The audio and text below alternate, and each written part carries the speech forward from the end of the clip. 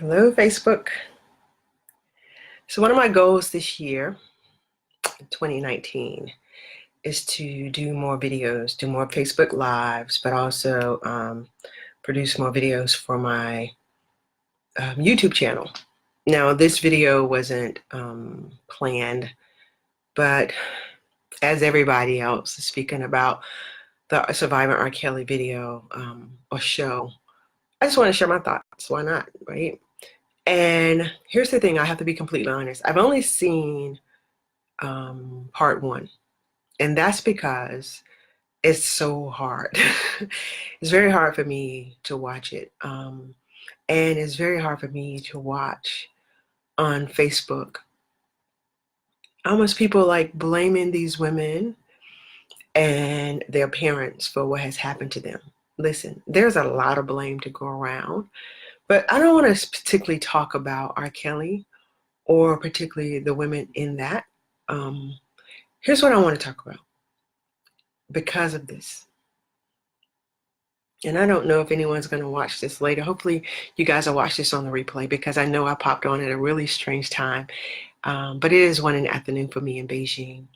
So if you're out there, say hi. If you disagree, I'm okay with that.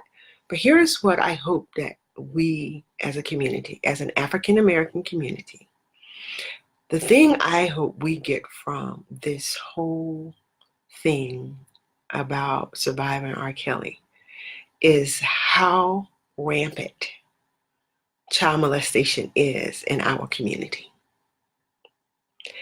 It is time for us to speak on this. This is what we need to be speaking on Sunday mornings at church. This topic of keeping secrets and not preparing our children and not equipping them. And I get it. Like, as a mom, trust me, I had the same speech with my kids. You know, your private parts, don't let anyone touch them. I know that there are no guarantees, but what we have to begin to do is create a space in our minds and in our hearts where people feel that they can really come forward. Now, there are people who have argued with me in my personal life because I have this belief and this take, and I don't know what you could do to change me from thinking this way. I don't think there's anything you can do to say. Who say things like children lie. Let me tell you something. I think children are quite imaginative. And if you listen to a child, a young child, they will have an invisible friend.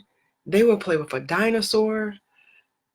But who can imagine an adult or even another child touching you? Like, where does that come up in your imagination? Where in a child's mind, who most children at least start at some point with a level of innocence, where will they create that?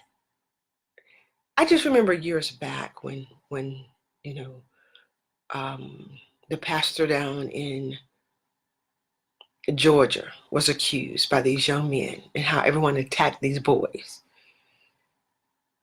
What man, what boy want to tell that story? Like, think about your first sexual encounter, whether you was a teenager, adult, whatever.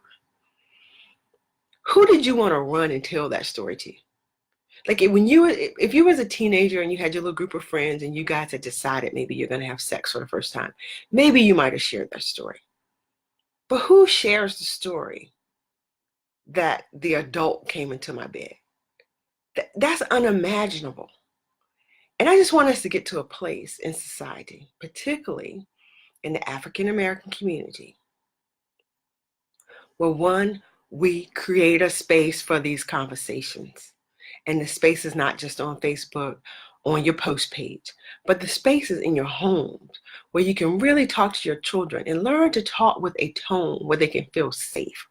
Where when my mom and my dad says I can say anything to them, that they really feel safe enough to do it. Secondly, even if you have something inside of your heart as an adult where you question this child, Your goal, your job as the adult is to make sure the baby is safe, period. So even if this is what I always thought was crazy about men and women who molest children, and then a child tells on them, that the adult will be angry and they lying on me. That child is a liar. If you was an adult who was innocent and you care about that child and you have a heart for a child, if that child is mistaken, wouldn't you still want to do all you can to say, listen, I didn't do this to this child, but we got to do all we can to get this baby some healing because this child is hurting and we got to figure out what went wrong. But to accuse and to blame the child, there's something wrong. So we got to deal with that in our own hearts and mentality, that we would attack a child, okay? We got to do something with that. Thirdly, as adults who have experienced this horrible, horrific thing, as an adult who has experienced it, hey Sharon, thanks for coming on, who have experienced this horrible, horrific thing, we got to go get some healing.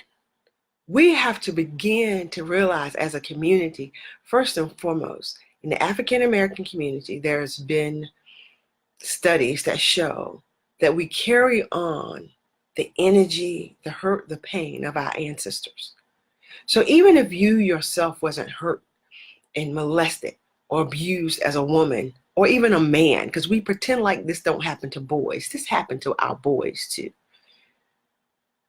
Know that somewhere in your DNA, there's a part of you that resonates with being taken advantage of, with feeling powerless, with feeling rejected, with scars of pain and devalue. We've got to begin to heal those things. I am so exhausted watching people move as zombies amongst the earth. Many of us can't even have a real deep conversation with each other. We would rather sit around and talk about R. Kelly because that's easier, and dog out the women in R. Kelly's video because that's easier than to talk about, wow, what did that bring up for me? What pain from my past is that? What fear as a mom, it has terrified me. What fear has that brought up for me as a mom raising two children that I'm going to set out into this world? I'm a dreamer, and I have been chasing my dreams for a while now.